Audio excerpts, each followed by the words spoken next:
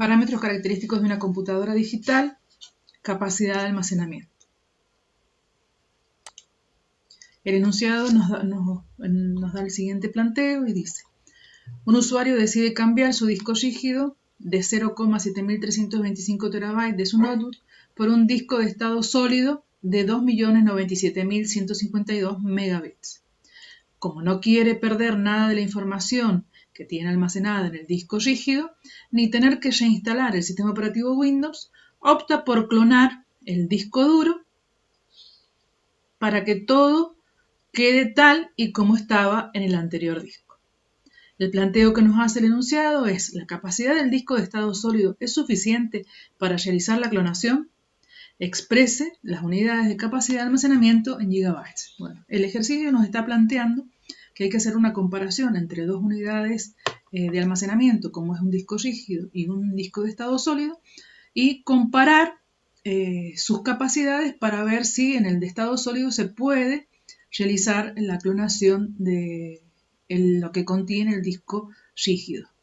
Para poder hacer esa comparación, vamos a tener que trabajar las dos unidades de disco rígido y de estado sólido en una misma unidad de capacidad. Por eso nos solicita que expresemos todo en gigabytes para poder, posteriormente de haber hecho las conversiones, poder hacer la comparación.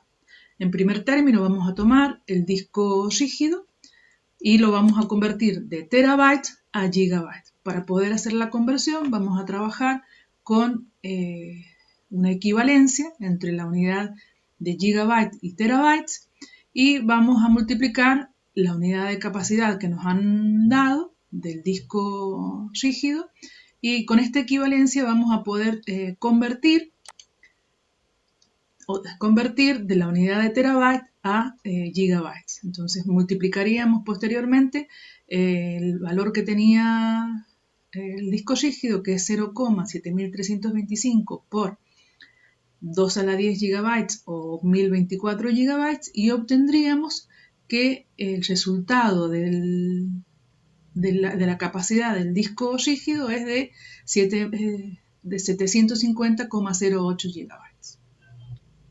Ahora deberemos realizar la misma conversión para la unidad de estado sólido, donde la unidad con la cual vamos a tener que trabajar es de megabits a gigabytes. Para poder hacer esa conversión, vamos a trabajar otra vez con este sistema de equivalencias y vamos a decir que un megabyte equivale a 8 megabits, y con esta primera parte vamos a convertir ese número que nos han dado del disco de estado sólido de megabits a megabytes.